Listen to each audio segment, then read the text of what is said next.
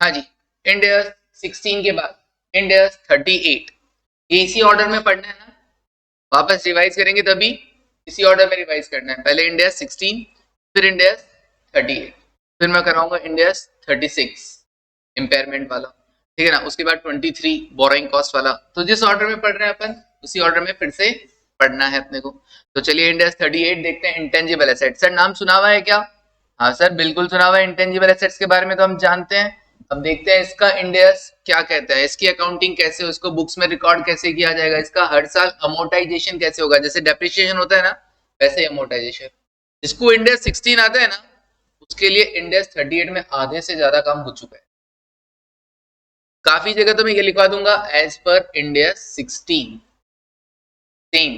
जैसे रिवोल्यूशन पढ़ा था अपन ने, first time revolution subsequent revolution same है, तो सेम है तो क्या लिखवा दिया जाएगा, एज पर इंड एयर्स 16 लिखवा दिया जाएगा। Cost model revaluation model same है तो क्या लिखवा दिया जाएगा, एज पर इंड एयर्स 16। तो बार बार लिखने का जरूरत ही नहीं है, सेम कॉपी मार डालना यहाँ पे।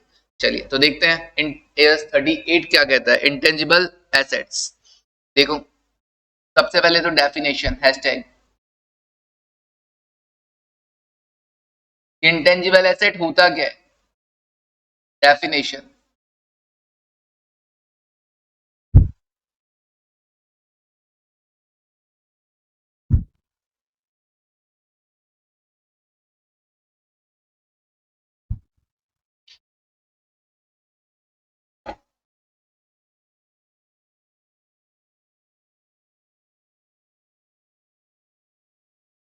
देखो कैसे लिखेंगे,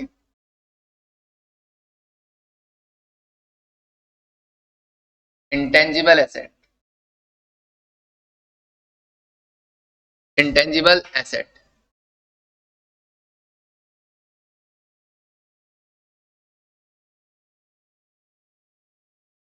क्या क्या, आइडेंटिफिएबल, आइडेंटिफिएबल, लिखते चलो। तो इंटेंजिबल एसेट होने के लिए क्या होना जरूरी है, उसका आइडेंटिफिएबल होना जरूरी है। आइडेंटिफिएबल मतलब से क्या है सर, क्या आप उसको सेपरेटली बेच सकते हो, जैसे इंटेंजिबल एसेट तो गुडविल भी होता है, बट क्या आप गुडविल को सेपरेटली बेच सकते हो कि गुडविल बेचने निकल गए, नहीं सर। वो बिजनेस के साथ बेच सकते हो, बिजनेस के साथ खरीदी जा सकती है, लेकिन सेपरेटली बेची जा सकती है क्या, नहीं। तो भैया गुडविल, इंटरनली जनरेटेड गुडविल को तो रिकॉर्ड ही नहीं करना होता, इसीलिए क्यों, क्योंकि वो आपकी इंटेंजिबल एसेट की फर्स्ट क्राइटेरिया ही फुलफिल नहीं कर रहा है, इट इज आइडेंटिफिएबल। ओके, दूसरा क्या बोला, तो it is asset that is identifiable and non monetary asset. Non monetary asset क्या होता है सर, मॉनिटरी एसेट क्या होता है और नॉन मॉनिटरी एसेट क्या होता है। आपने एएस 11 पढ़ा होगा इंटर में, वहां पे मॉनिटरी और नॉन मॉनिटरी दो वर्ड मिले होंगे आपको। मॉनिटरी एसेट आइटम वो होते हैं, मॉनिटरी आइटम और non monetary item. Monetary item वो होते हैं जिसका, जिसके रिगार्डिंग पैसा मिलना हमारे लिए क्या फिक्स हो, कितना पैसा हमको मिलेगा, जैसे डीटर, ये मॉनिटरी आइटम है, इतना माल बेचा है इतना रुपया मिलेगा अपने को, ठीक है ना। लोन दिया है तो इतना रुपया मिलेगा, या लोन लिया है तो इतना रुपया देना है, ये सब मॉनिटरी आइटम है।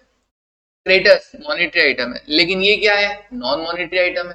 क्यों, क्योंकि पेटेंट वगैरह या कोई भी इंटेंजिबल एसेट है, ठीक है ना, उसको बेचने से आपको क्या मिलने वाला है, ये आपका फिक्स नहीं है, तो ये नॉन मॉनिटरी एसेट हुआ।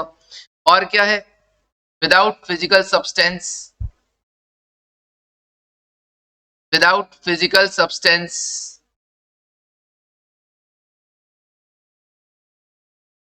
हमें भी पता है सर, जिसको देखा नहीं, देख नहीं सकते वही इंटेंजिबल एसेट होता है। ओके, देख नहीं सकते छू नहीं सकते वाला। Okay, okay, held for use in, held for use इन, और इसका यूज आप कैसे करोगे, इंडिया 16 में कहां कहां था, help for use in production और supply of goods and services, rental to others, और तीसरा क्या था, एडमिनिस्ट्रेशन पर्पस के लिए। ओके, तो यहां पर भी यही है, help for use in production और सप्लाई ऑफ गुड्स और सर्विसेज। अब आप लिख सकते हैं साथ साथ, प्रोडक्शन और सप्लाई ऑफ गुड्स और services,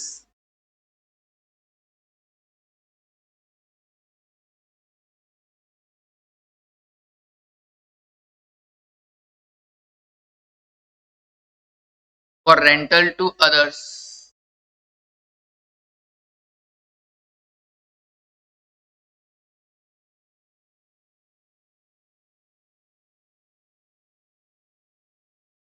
use in administration purpose.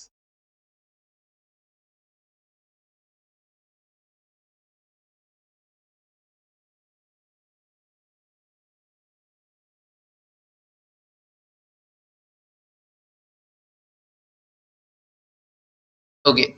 So intangible assets are the assets which are identifiable, non-monetary assets without physical substance, and they are held for use in the production, supply of goods or services, or rental to others or administration purpose. अब आप definition पूरा पढ़ सकते हैं। वो एक definition थी जिसको अपन ने अलग अलग पार्ट्स में इस तरीके से लिखवाया।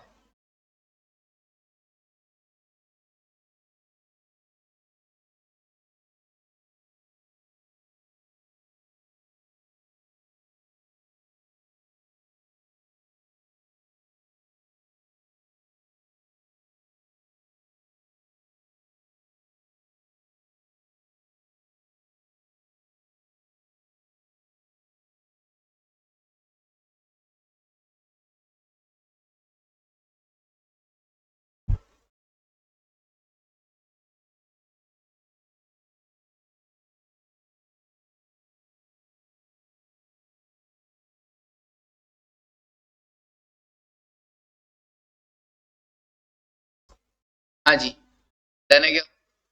ओके।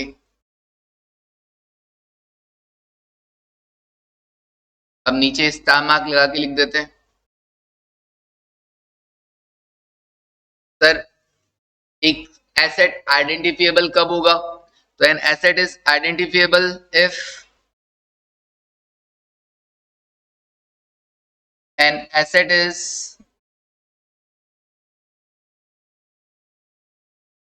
identifiable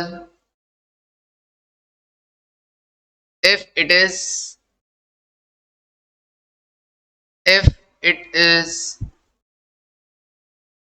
either, लिखते चलो साथ साथ, either separable, either separable,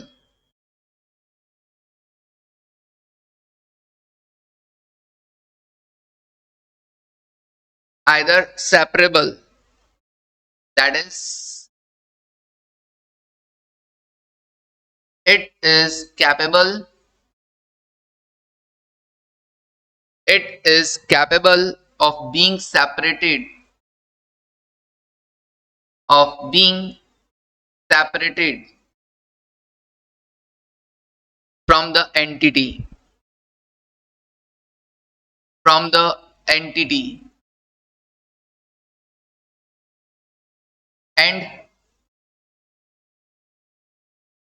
sold slash transferred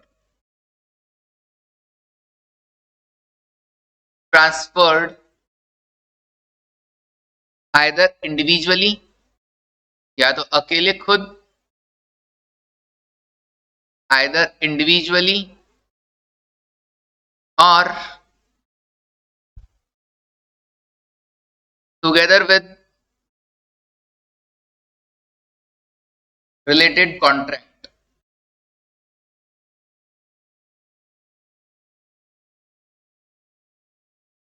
Okay, if it is either separable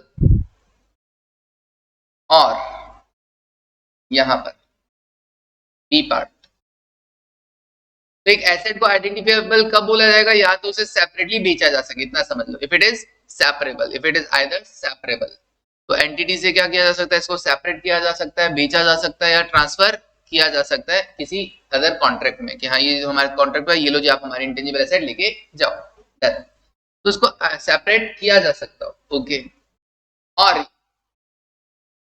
या फिर अच्छा, गुडविल, इंटरनली जनरेटेड गुडविल, क्या उसे आप सेपरेबल बोल सकते हो? नहीं सर, हम उसे सेपरेट नहीं कर सकते, बिकेगा तो पूरा एक साथ बिकेगा, उसको अलग से नहीं बोल सकते आप गुडविल का इतना, ये देखो जी ये गुडविल है, नहीं जी, इतना गुडविल का आपको बेनिफिट मिलने वाला नहीं। वो तो हम ये कहेंगे कि भैया 10 लाख की एसेट है, 12 लाख हम आपसे चार्ज करें, मतलब 2 लाख हम आपसे एक्स्ट्रा चार्ज करें। ओके, चलिए, तो वो एक अलग बात है। अब आपसे चार्ज कर रहे हैं, वो एक अलग बात है। सेपरेबल, फिलहाल इंटरनली जनरेटेड गुडविल मेरे लिए इंटेंजिबल एसेट नहीं माना जाएगा, हम उसे बुक्स में रिकॉर्ड नहीं करेंगे, ठीक है ना, वो हमारे लिए एसेट नहीं है। ओके, पेटेंट तो है बट गुडविल नहीं है। अच्छा, दूसरा, सर इंटरनली जनरेटेड, बचपन से पढ़ते हैं ना, इंटरनली जनरेटेड गुडविल को बुक्स में शो मत करो, वो इसीलिए मत करो क्योंकि आप उसे सेपरेटली सेल नहीं कर सकते हो। अच्छा, लेकिन आपने कोई गुडविल परचेज की है तो हमने पढ़ा है बचपन में, परचेज गुडविल को बुक्स में रिकॉर्ड करना चाहिए। क्यों करना चाहिए? सेकेंड पॉइंट, और arises from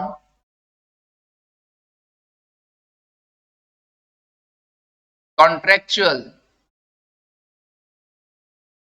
arises from contractual or other legal rights.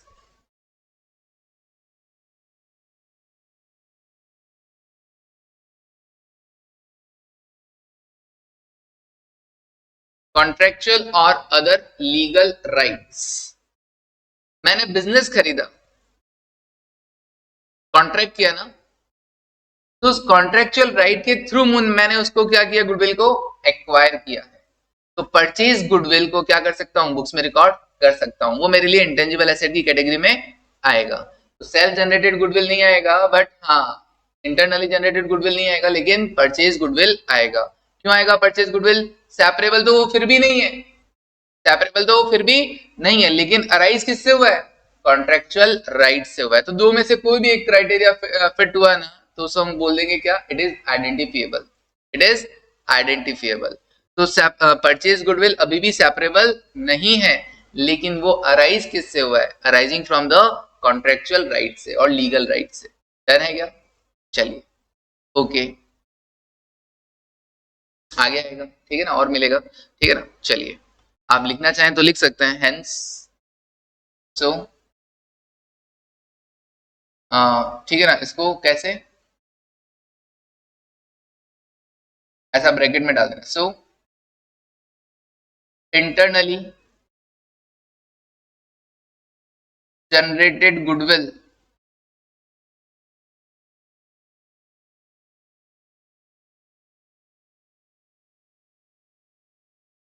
No intangible asset.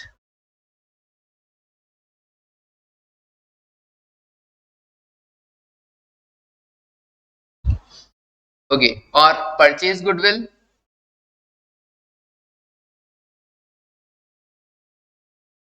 Purchase goodwill, yes,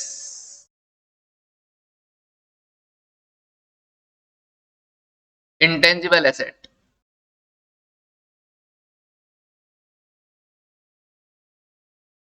can't be separated, can't be separated, but arise from contract, but arise from contract।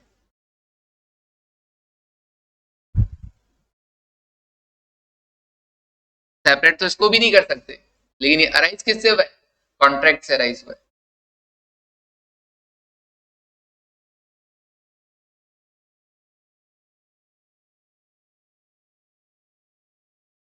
समझ आया यहाँ तक? So intangible asset is identifiable, identifiable समझ गए, either it is separable or it is arises from contractual or other legal rights। और non monetary हम समझते ही हैं क्या, जिसका वैल्यू क्या हो, फिक्स नहीं हो। Recover non monetary asset, that means लिख लेता हूं, चलो ये भी लिख लेता हूं, non monetary asset, non monetary asset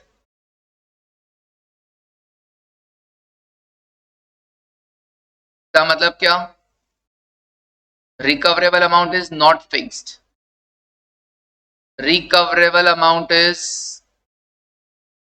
not fixed, fix नहीं है। जैसे प्रॉपर्टी प्लांट इक्विपमेंट भी क्या है, पीपीई भी क्या है, उसको बेचोगे तो क्या फिक्स थोड़ी ना मिलता है, नहीं मिलता, वो भी नॉन मॉनेटरी एसेट ही, ठीक है ना। रिकवरेबल अमाउंट फिक्स नहीं, स्टॉक को बेचोगे तो क्या होगा, फिक्स थोड़ी ना मिलता है।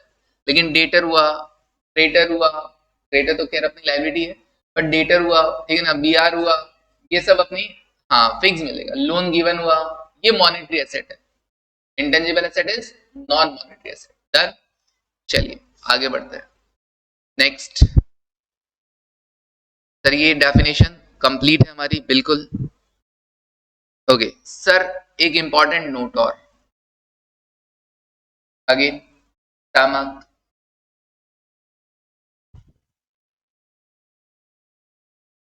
Guidance, guidance on asset, guidance on asset that incorporate, लिखते चलो, that incorporate both tangible and intangible, both tangible and intangible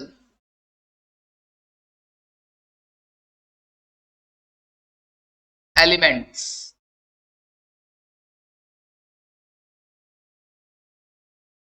both tangible and intangible elements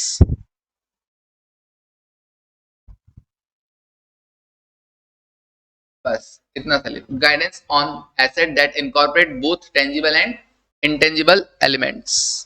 मतलब क्या है सर, जैसे कि कोई जमाने में सॉफ्टवेयर जब आते थे, सॉफ्टवेयर वगैरह, वो कैसे आते थे, ऐसे सीडी में आते थे, सीडी में आते थे, ठीक है ना। तो जब तुम वो खरीद के लेके आते थे तो तुम्हारा मेन मोटिव क्या होता था, सीडी खरीदना होता था या सॉफ्टवेयर खरीदना होता था, सॉफ्टवेयर खरीदना होता था। तो दो एलिमेंट है, तो दो एलिमेंट में से ज्यादा सिग्निफिकेंट आइटम कौन है, सॉफ्टवेयर है। इसका मतलब हम उसको क्या ट्रीट करेंगे, इंटेंजिबल एसेट ट्रीट करेंगे। और यही तुम लोगों ने कंप्यूटर खरीदा, लैपटॉप खरीदा, मान लो लैपटॉप में ऑलरेडी सॉफ्टवेयर इंस्टॉल आते हैं कि नहीं आते हैं, आते हैं। वहां पे तुम्हारा मेन मोटिव क्या है, वो सॉफ्टवेयर खरीदना है या लैपटॉप खरीदना है, लैपटॉप। तो मोर सिग्निफिकेंट आइटम कौन सा हुआ, लैपटॉप। तो उस केस में आप उसे पीपीई कंसिडर करेंगे। तो भैया एक ही चीज आपने खरीदी जिसमें आपको टेंजिबल आइटम भी मिल रहा है और इंटेंजिबल आइटम भी मिल रहा है, तब जो ज्यादा सिग्निफिकेंट होगा, जिसके लिए आप एक्चुअली पे कर रहे हैं, वही क्या होगा, उसे वही ट्रीट करना, टेंजिबल या इंटेंजिबल। ओके तो लिखो, the entity should assess, the entity should assess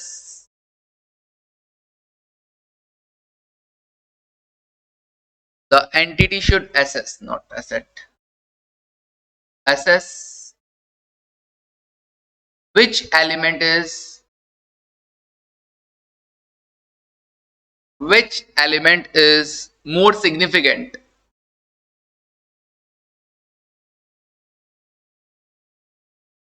more significant, बस आप उसे वही ट्रीट करेंगे। Example,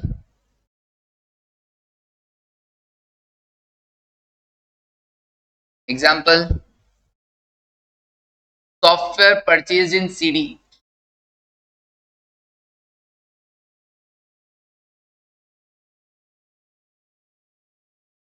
software purchase in CD, ये आपके लिए टेंजिबल एसेट होगा या इंटेंजिबल एसेट होगा, सीडी खरीदना मोटिव था या सॉफ्टवेयर खरीदना मोटिव था, सॉफ्टवेयर, सो इंटेंजिबल एसेट।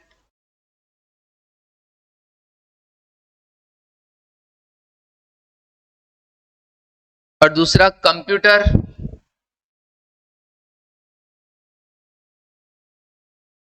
या लैपटॉप, जो भी लिख दो, computer purchased, computer purchased incorporating software, incorporating software, जिसमें सॉफ्टवेयर भी आपने साथ में खरीद लिए हैं। तो यहां पे ये क्या कहलाएगा सर, ये टेंजिबल एसेट कहलाएगा।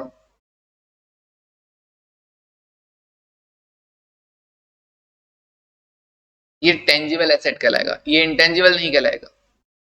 ओके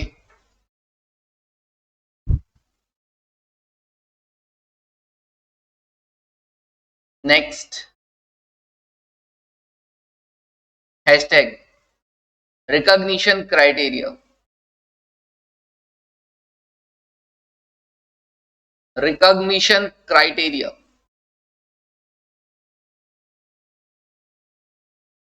क्या आपको इंड AS 16 का रिकॉग्निशन क्राइटेरिया याद है?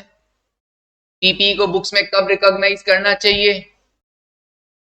A future economic benefit will flow to the entity and cost can be measured reliably. Same यहां पर भी है, तो लिखें, लिख दो sir. Intangible asset,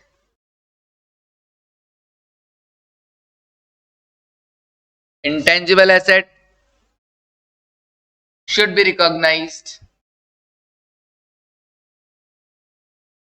be recognized if and only if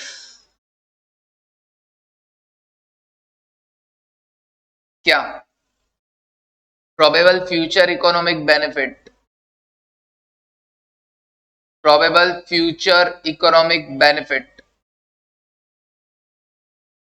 इसकी वजह से आपको क्या होगा, फ्यूचर में बेनिफिट मिलेगा। कोई लाइसेंस एक्वायर किया मान लो आपने, इसका आपको फ्यूचर में फायदा मिलेगा। प्रोबेबल फ्यूचर इकोनॉमिक, सॉफ्टवेयर खरीदा, फ्यूचर में फायदा मिलेगा आपको।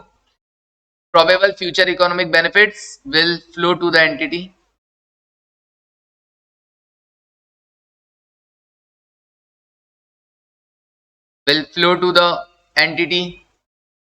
और दूसरा cost can be measured reliably।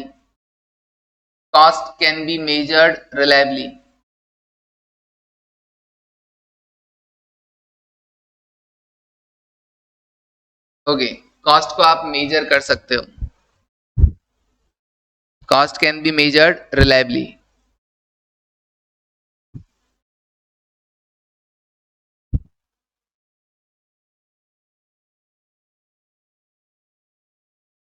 फिर उसके बाद हमने इंडिया 16 में क्या पढ़ा था?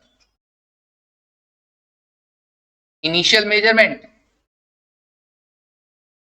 हाँ सर, वो स्पेशल कुछ केसेस के बाद वो सर्विसिंग इक्विपमेंट वगैरह, ठीक है ना, याद है? एनवायरमेंटल इक्विपमेंट के बाद में वो सब हमने पढ़ा था, इनिशियल मेजरमेंट।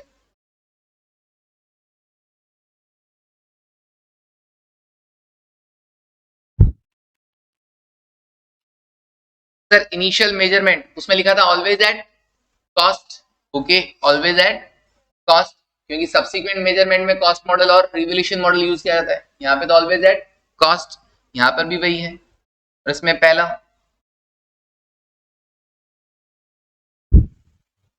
याद है अपन ने इसमें लिखा था component of cost if asset is purchased, component of cost if asset is purchased.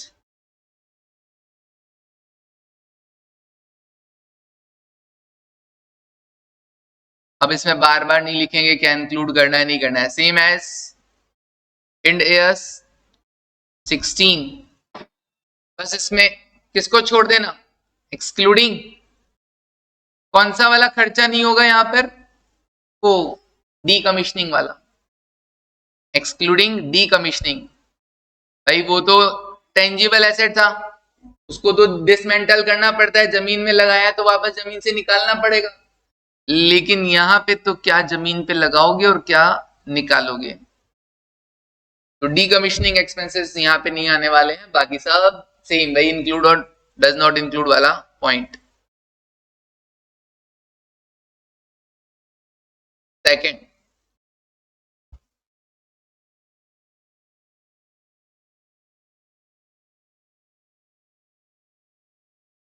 if asset is acquired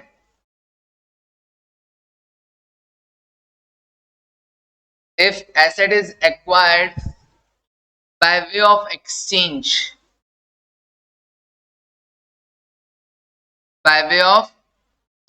याद है? एक एसेट लेते थे, दूसरा एसेट देते थे, तो क्या करते थे सर? प्रायोरिटी होता था उसमें। प्रायोरिटी कैसा? Fair value of asset given, first priority. दूसरा fair value of asset purchase. तीसरा carrying amount of asset given, याद है? और अगर ट्रांजैक्शन वो कॉमर्शियल सब्सटेंस का लैक हो तो carrying amount of asset given लिख दो सेम एज इंड AS 16। अरे सर ये तो बड़ा जल्दी खत्म होता दिखे। वहां गवर्नमेंट ग्रांट वाला लिखा था क्या? गवर्नमेंट ग्रांट मिलता है तो इग्नोर करो।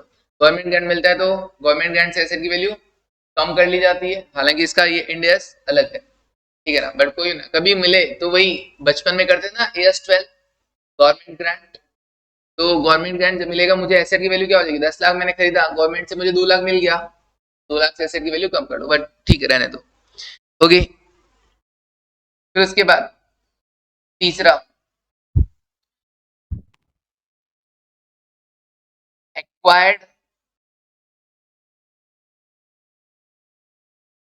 एज अ पार्ट ऑफ, ये अलग है, acquired as a part of business combination. आपके चैप्टर है बिजनेस कॉम्बिनेशन 20 नंबर का, इंटरेस्टिंग चैप्टर है बिजनेस कॉम्बिनेशन। तो इसमें क्या आता है, जैसे एक कंपनी ने दूसरी कंपनी को एक्वायर कर लिया, ठीक है ना, एक कंपनी और दूसरी कंपनी मिलकर एक नई कंपनी तीसरी कंपनी बन रहे हैं। होल्डिंग कंपनी ने सब्सिडी कंपनी के अंदर क्या कर लिया, कंट्रोल एक्वायर कर लिया 50% से ज्यादा, ऑब्वियसली तभी उन दोनों के बीच में होल्डिंग और सब्सिडी रिलेशनशिप आएगा। तो ये बिजनेस कॉम्बिनेशन चैप्टर में पढ़ेंगे। तो अगर बिजनेस कॉम्बिनेशन के बेसिस पर आपने किसी इंटेंजिबल एसेट को एक्वायर कर लिया है, acquired as a part of business combination, मान लो मैंने एक कंपनी के ने दूसरे कंपनी के बिजनेस खरीद लिया सारा का सारा, उसकी एसेट्स एक्वायर कर ली, उसकी लाइबिलिटीज एक्वायर कर लिया, वो कंपनी क्लोज हो गई है। अब वहां पे कोई इंटेंजिबल एसेट्स भी तो होंगी, उनको भी तो मैंने क्या कर लिया होगा, एक्वायर कर लिया होगा। तो यस, उस केस में मैं अपने बुक्स में उस उन सारी एसेट्स को किस पे रिकॉर्ड करूंगा। तो जब आप बिजनेस कॉम्बिनेशन चैप्टर पढ़ेंगे तो आपको बताया जाएगा कि जो एक्वायरर है, जो एक्वायरर है कब पढ़ाऊंगा, बिजनेस कॉम्बिनेशन में पढ़ाऊंगा, कि जो एक्वायरर है वो सारी एसेट्स, एक्वायरी की जितनी भी एसेट्स और लाइबिलिटीज है उसको किस पे रिकॉर्ड करेगा, फेयर वैल्यू पे। किस पे करेगा, फेयर वैल्यू पे। तो यहाँ पे अपन लिख लेते हैं, ठीक है ना। अच्छा, एक उससे पहले वो लिखवा सकते थे, ये डेफर्ड जो है ना, डेफर्ड कंसिडरेशन वगैरह वो सब सेम रहेगा, सेम एज इंड AS 16, ठीक है ना, सेम एज, ठीक है, सेम एज पर इंड AS 16। ओके, अभी लिखवा देंगे आगे डेफर्ड कंसिडरेशन वाला point.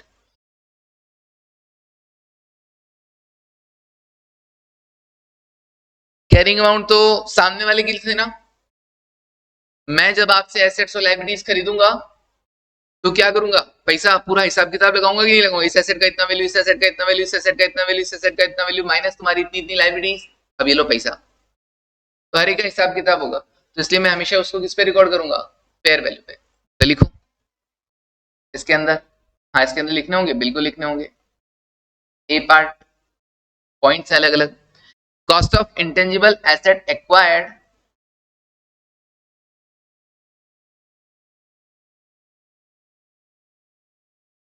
Cost of intangible asset acquired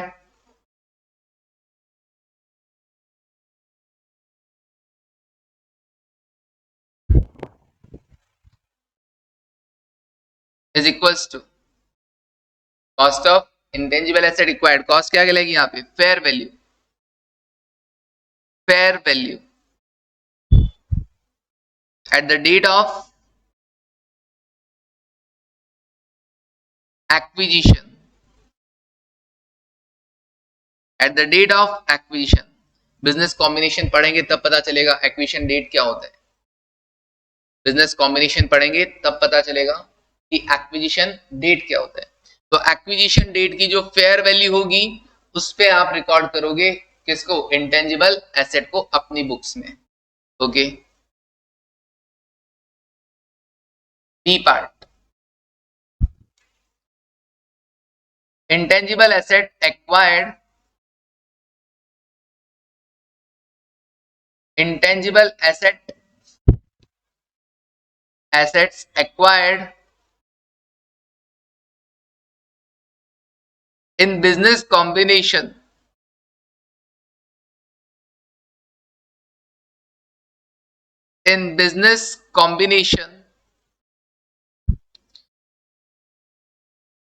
are recognized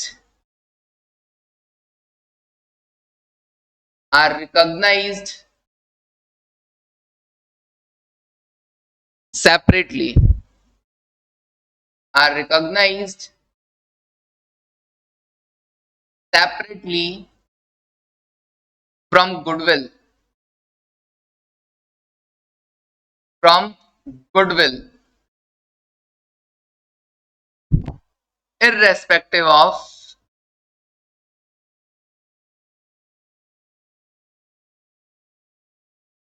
irrespective of whether the asset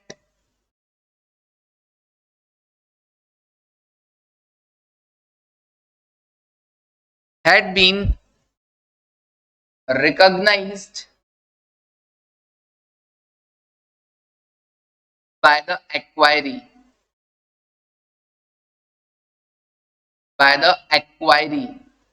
जिसका बिजनेस आपने खरीदा है, that is seller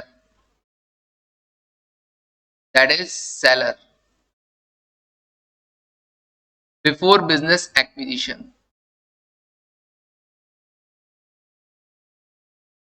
business combination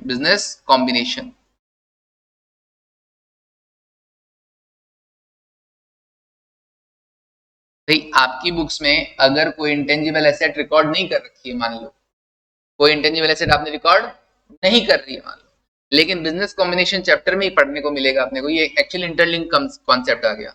तो अगर आपने अपनी बुक्स में कोई एसेट रिकॉर्ड नहीं कर रखी है, लेकिन अब मैं आपकी बुक्स में आपकी सारी एसेट्स वगैरह एक्वायर कर रहा हूं, और मान लो कोई ऐसी एसेट मुझे मिली जो आपने रिकॉर्ड नहीं कर रखी थी, ठीक है ना, बट मैं तो रिकॉर्ड करूंगा ना उसे, मैं तो रिकॉर्ड करूंगा। मैंने कहा कि भैया मैं केवल उसको गुडविल नहीं मानूंगा, ऐसा नहीं मानूंगा कि मैंने पैसा दिया, मैंने नेट एसेट इतना, तुम्हारी ऐसे केवल ऐसे नहीं होगा, ये तुम्हारी नेट एसेट जो तुमने अपनी बुक्स में रिकॉर्ड कर रखी है उनकी फेयर वैल्यू वर्सेस मैंने कितना कंसीडरेशन दिया, नो, तुम्हारी वाली नहीं, तुम्हारे पास एक्चुअली कौन कौन सी एसेट्स है, चाहे तुमने रिकॉर्ड कर रखी हो चाहे रिकॉर्ड नहीं कर रखी हो, मैं सबको सेपरेटली जज करूंगा, सबको, मतलब कोई एसेट तुम्हारी बुक्स में रिकॉर्ड नहीं भी है ना, तो भी मैं उसको एज एन एसेट अपनी बुक्स में रिकॉर्ड करूंगा अगर वाकई में मैंने उसको एक्वायर किया है तो।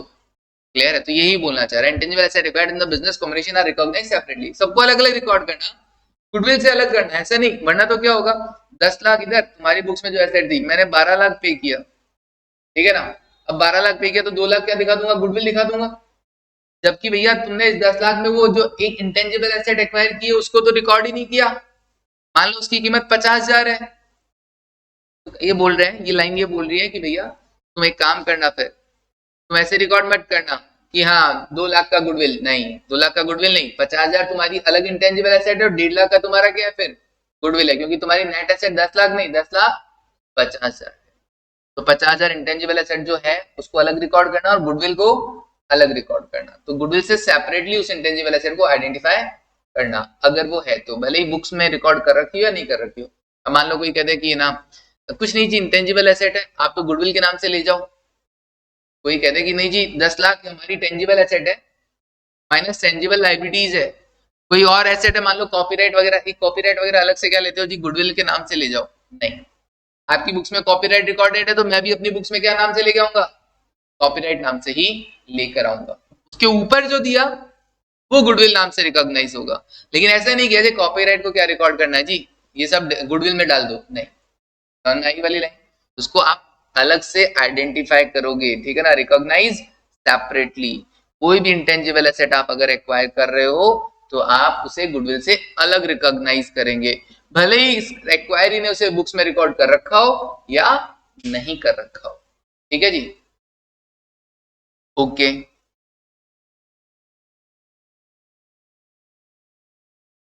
ये लाइंस आपके वहां बिजनेस कॉम्बिनेशन में भी वापस काम आएंगी। सर अगर हम किसी इंटेंजिबल एसेट को सेपरेट नहीं कर सकते गुडविल से, तो if intangible assets are not separable,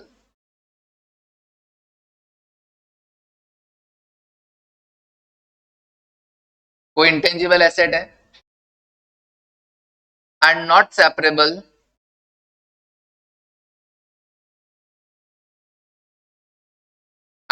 separable from goodwill, तो फिर ऑप्शन बचता ही क्या है, फिर गुडविल में रिकॉर्ड करोगे। Are not separable goodwill then recognise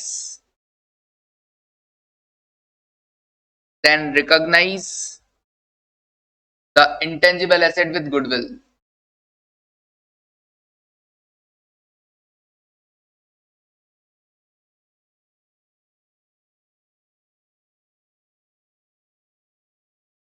with goodwill अलग से आइडेंटिफाई कर ही नहीं पा रहे हो तुम। आइडेंटिफाइबल होने के लिए क्या जरूरी है, सेपरेबल होना जरूरी है। और या फिर ये बोला गया ना it is arising from the legal rights और कॉन्ट्रेक्चुअल राइट, तो बोला कि लीगल राइट्स तो अच्छी बात है, कॉन्ट्रेक्चुअल राइट तो अच्छी बात है, लेकिन मैं उसको सेपरेटली वैल्यू नहीं कर पा रहा, तो बढ़िया है कि गुडविल में ही एडजस्ट कर लो। Okay, next point, if intangible asset, if intangible assets are separable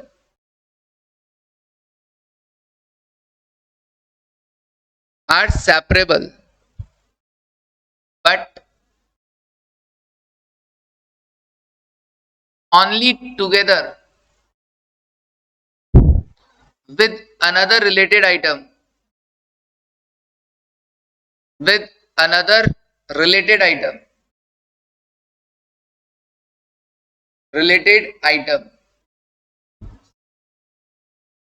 then recognize the intangible asset, then recognize the intangible asset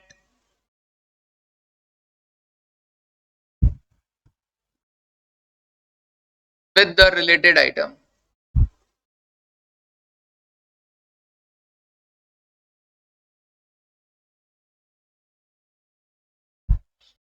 With the related item.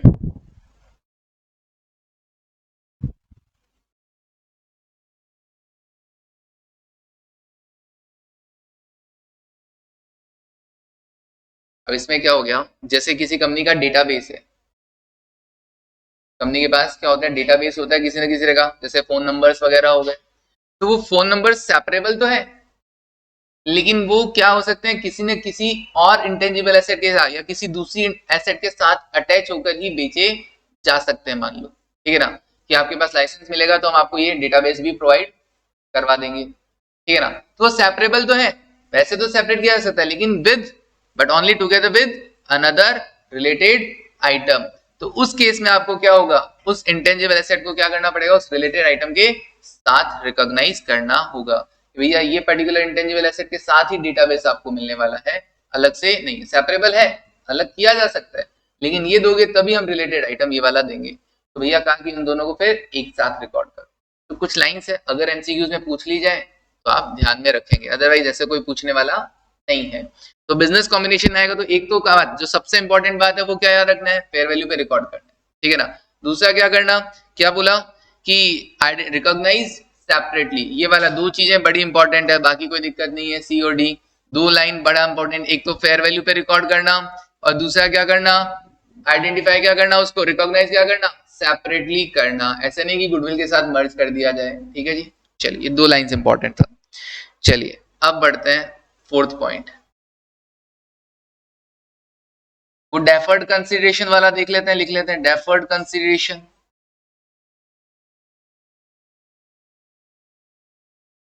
आप थोड़ा थोड़ा पेमेंट कर रहे हो beyond the normal credit period, याद आया, तो उसको क्या माना था अपन ने, इंटरेस्ट माना था कि नहीं माना था, सेम वैसे ही यहां पर भी, तो सेम एज इंड एयर्स 16,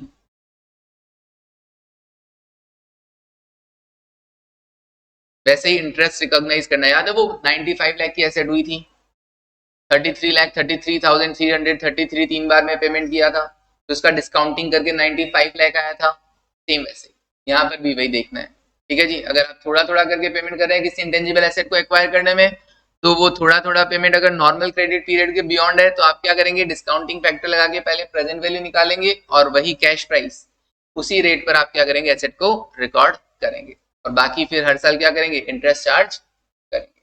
okay, next 5th point, internally generated intangible asset. Internally generated intangible asset. Sir हमने तो खरीदी नहीं है, हमने तो खुद जनरेट की है। Internally generated intangible asset.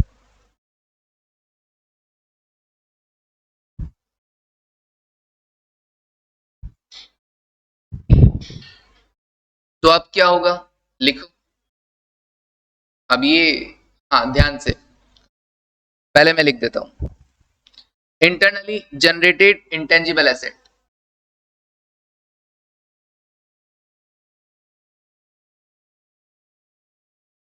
जो दो पार्ट में पढ़ेंगे और दो पार्ट में भी फिर अलग अलग देखेंगे।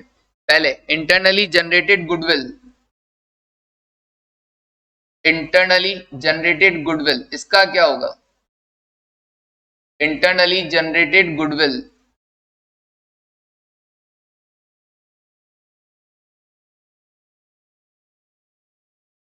और फिर देखेंगे other than goodwill, other than goodwill, जैसे कोई इन्वेंशन किया आपने तो उसके लिए रिसर्च करना पड़ा होगा आपको, फिर उसको डेवलप किया होगा आपने, तब जाकर वो आपकी इंटेंजिबल एसेट बना होगा। तो एक तो हुआ गुडविल खुद का कि हम फ्यूचर में इतना प्रॉफिट कमा लेंगे, इतना इतना कमा लेंगे, सुपर प्रॉफिट ये होगा, एवरेज प्रॉफिट ये होगा, और ये लो जी इंटरनली जनरेटेड गुडविल। एक तो इंटरनली जनरेटेड गुडविल हुआ और दूसरा हुआ internally generated other intangible asset, है ना, other than, obviously intangible asset other than goodwill. तो सर गुडविल का क्या होगा, आपने कहा था ना इंटरनली जनरेटेड गुडविल को बुक्स में रिकॉर्ड नहीं करते, तो लिख लेता हूं मैं, इट इज नॉट आइडेंटिफिएबल,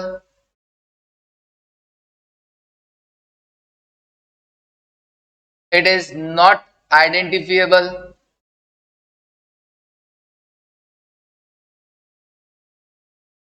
क्या आप इसको अलग से बेच सकते हो क्या, बोलो, नहीं सर। ओके,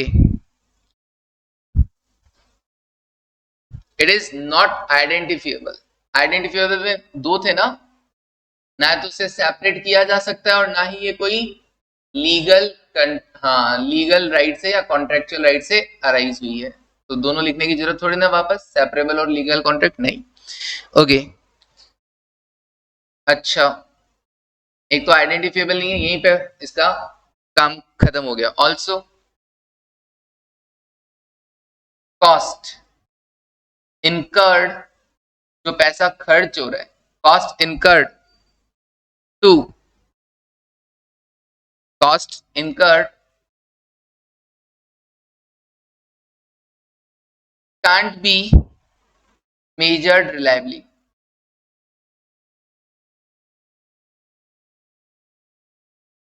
क्या तुम कॉस्ट का पता लगा सकते हो क्या, पॉसिबल ही नहीं है। इंटरनली जनरेटेड गुडविल के लिए रिकॉग्निशन क्राइटेरिया क्या था, future economic benefit will flow to the enterprise. हम बोलते हैं कि हाँ फ्यूचर इकोनॉमिक बेनिफिट तो मिलेगा, गुडविल है हमारे नाम से तो फ्यूचर बेनिफिट तो मिलेगा, लेकिन क्या cost can be measure reliably है, क्या आप कॉस्ट को मेजर कर सकते हो, नहीं सर। तो रिकॉग्निशन क्राइटेरिया के अंदर ये तो होगा, लेकिन ये कहां से होगा, cost can be measured reliably. तो भैया यहाँ पे फेल हो गया कि नहीं हो गया, इंटरनली जनरेटेड गुडविल बिल्कुल हो गया सर। तो इंटरनली जनरेटेड गुडविल को मैं पहले ही बोल चुका था कि आप इंटेंजिबल एसेट नहीं मानेंगे। Okay okay, therefore therefore not recognized, therefore not recognized as an intangible asset।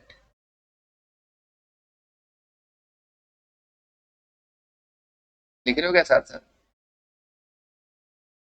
Okay लिख लो चाहे, अदर देन गुडविल में बस देख लेना, दो पार्ट चाहिए मेरे को, एक तो रिसर्च फेज और एक डेवलपमेंट फेज।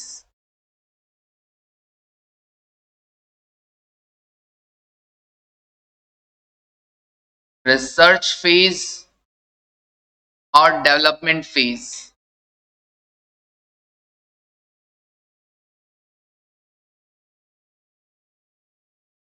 रिसर्च फेज और डेवलपमेंट फेज।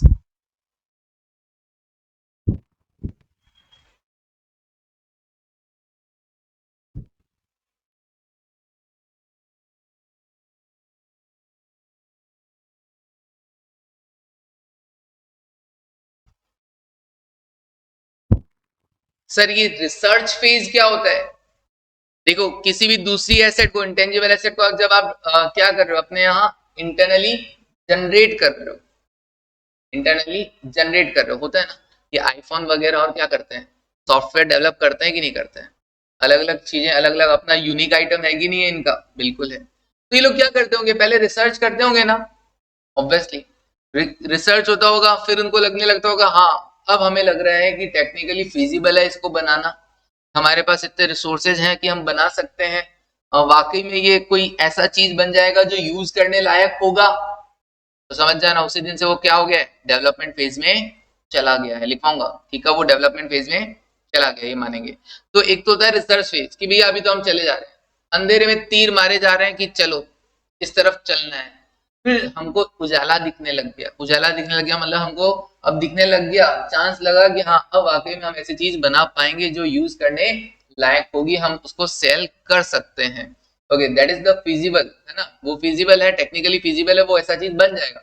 उसी दिन से वो किधर बन जाएगा, वो डेवलपमेंट फेज स्टार्ट हो जाएगा। और जब डेवलपमेंट फेज स्टार्ट हो जाएगा तो डेवलपमेंट फेज में जो खर्चा होगा उस खर्चे को तुम क्या करोगे, उस कॉस्ट को क्या करोगे, इंटेंजिबल एसेट की कॉस्ट ट्रीट करोगे। लेकिन उससे पहले जो भी खर्चा हुआ है रिसर्च फेज में, जो भी खर्चा हुआ है उस सारे खर्चे को तुम एंड टू एंड पीएनएल में ट्रांसफर करके खत्म कर दोगे,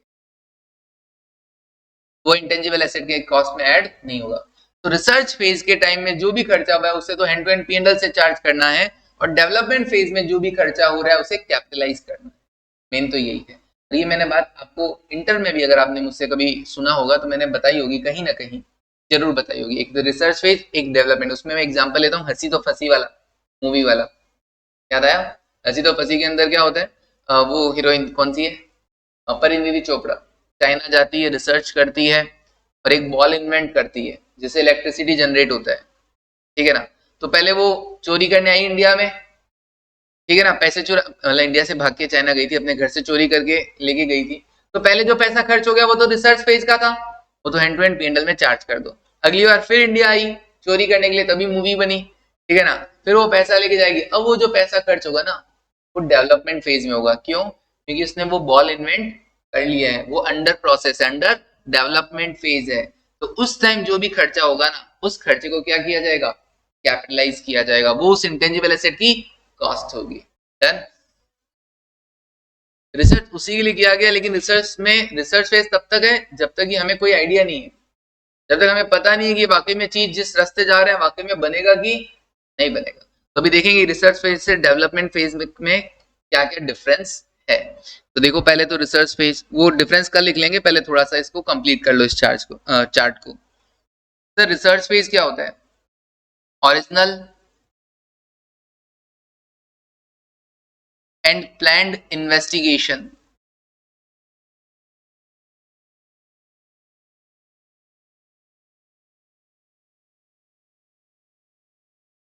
undertaken,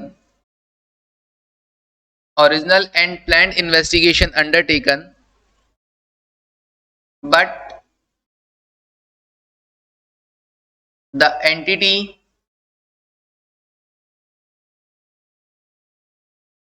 can't demonstrate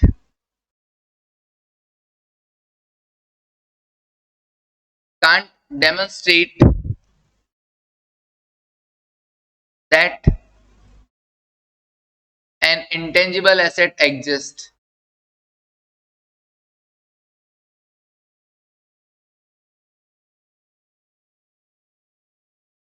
आप इन्वेस्टिगेशन कर रहे हो, आप पता कर रहे हो, रिसर्च कर रहे हो, लेकिन आप अभी तक दिखा नहीं पा रहे हो कि हाँ जी कोई इंटेंजिबल एसेट वाकई में जनरेट हुआ है, कोई एग्जिस्ट करता भी है क्या।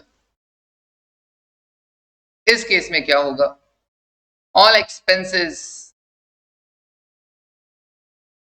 all expenses incurred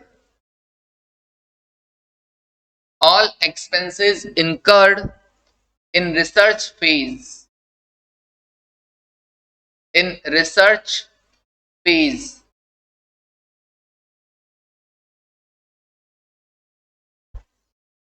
charged to P&L account, charged to P&L, P&L सारा का सारा खर्चा P&L में चला जाएगा। अब बात करते हैं डेवलपमेंट फेज की।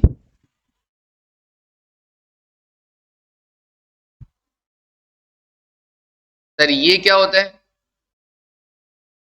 The phase that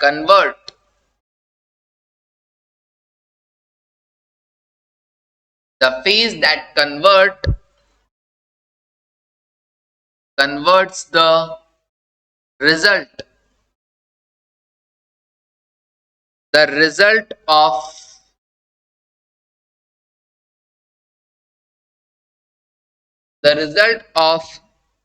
research into a marketable product,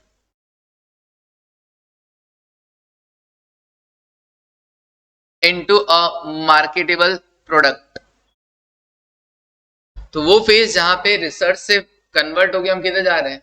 अब उसको मार्केटेबल प्रोडक्ट बनाने जा रहे हैं।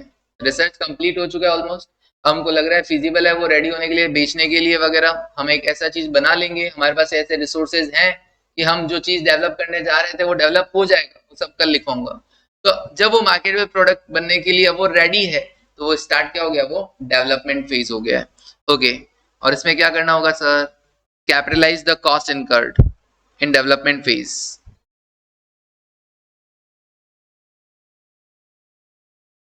Capitalize the cost incurred in development phase.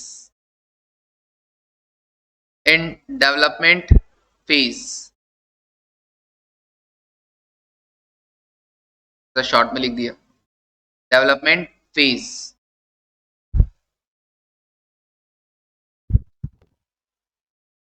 And recognize as an intangible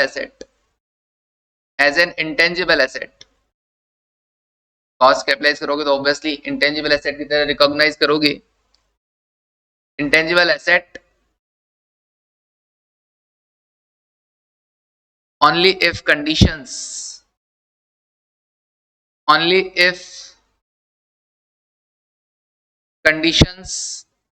given below are satisfied, और वो कौन सी कंडीशंस होंगी वो हम कल लिखेंगे।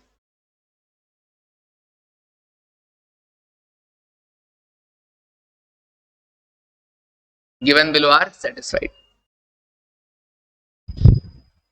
वही सब। टेक्निकल फिजिबल होना चाहिए आपका, उसको कंप्लीट करने का इरादा होना चाहिए, intention to complete the project, और क्या एबिलिटी टू सेल, वो प्रोडक्ट बिकने लायक तो होना चाहिए, और उसके बाद वो कैसे फ्यूचर इकोनॉमिक बेनिफिट आपको कमा के देगा, और अवेलेबिलिटी ऑफ एडिक्वेट रिसोर्सेज, आपके पास उसको कंप्लीट करने के लिए रिसोर्सेज हैं या नहीं है। बस ये सारी चीजें जज की जाएंगी। अगर ये सारी चीजें हो रही हैं तो यस, अब आप उस कॉस्ट को कैपिटलाइज करें और एज एन इंटेंजिबल एसेट अपनी बुक्स में रिकॉग्नाइज करें। चलिए कल पढ़ें, कल मिलें। आज के लिए बस इतना ही। Thank you, take care and bye.